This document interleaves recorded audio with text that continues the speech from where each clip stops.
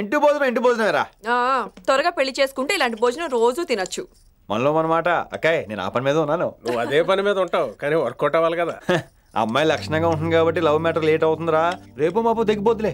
అంటే ఆల్రెడీ అమ్మాయిని చూసేసావా? రోజు చూస్తూనే ఉన్నాను. మా కాలేజీ పేరు వినమరా. ఆ అమ్మాయ ఏంటి చుట్టమా? తను చాలా పద్ధతిగా ఉంటుంది. బొద్దుగా ముద్దుగా కూడా. విశ్వనాథ శాస్త్రి గారి కూతుర్రా. అంతేకాదు నాకు కాబోయే ఆడుగారు కూడా. సంగీతం చదువు తప్ప తనకి వేరే లోకం లేదు. నాకు మాత్రం ఇకపై తనే లోకం.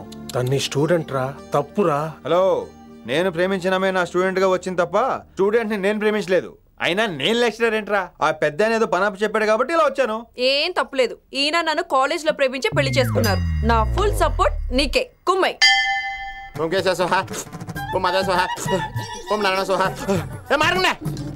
గురుగారు వచ్చే టైం అయింది. దీర్ఘాయుష్మాన్ భవ. అలా చూస్తామేంట్రా? శుద్ధి చేసుకో. ఓ ఇష్టమైన మహా చారుకేశ, నీకు దాహం వేస్తే మంచినీళ్ళు తాగు, మడి నీళ్ళు కాదు. పిల్లలు, దైవ సన్నిధిలో మొదటి రోజు సాధన మొదలు పెడదామా? చారుకేశ, ఆది తాళం ఆనంద భైరవి రాగం. 30 ఏళ్ళకి ఒకటే రాగం ఒకటే తాళం. మొదలెట్టండి.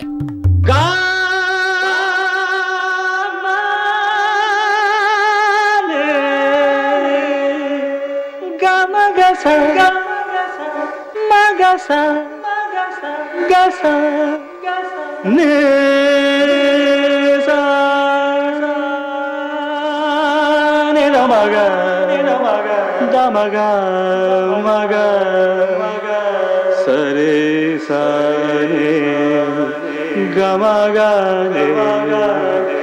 గమ గమ దమ దని దని దని రే.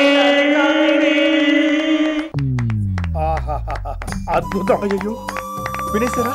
నేను పాడిందంటే వినేశారా? ఎవరినైనా నువ్వు అచ్చు బాలసుబ్రహ్మణ్యం లాగా అమోఘంగా పాడావు. క్షమించండి, నేను బాలసుబ్రహ్మణ్యంలో పాడటం ఏంటి? బాలసుబ్రహ్మణ్యం అలా పాడతాను. పేరు రిషికేశ. మా కాలేజ్ లో హిందీ లెక్చరర్. హిందీయా?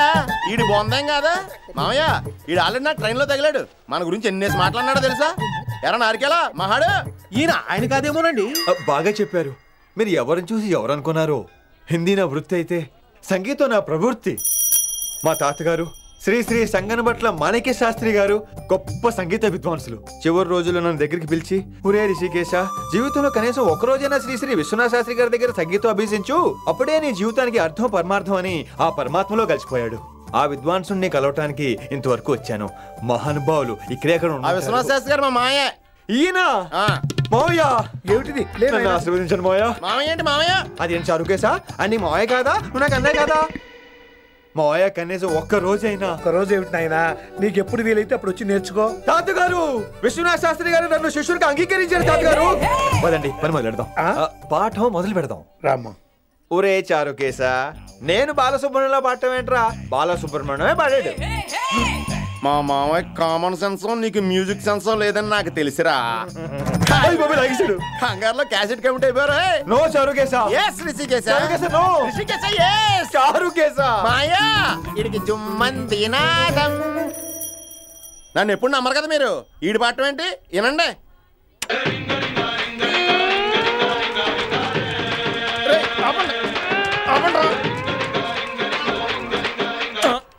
క్యాసెట్ తప్పు పెట్టాను మాయ్యా. పోనీ తిప్పి పెట్టు. ఏదో ఆప్షన్ చదువుకో. ఆకలేస్తే అన్నం పెడతా, అరిసొస్తే ఆయిల్ పెడతా, మూడోస్తే ముద్దులు పెడతా చిన్నోడా.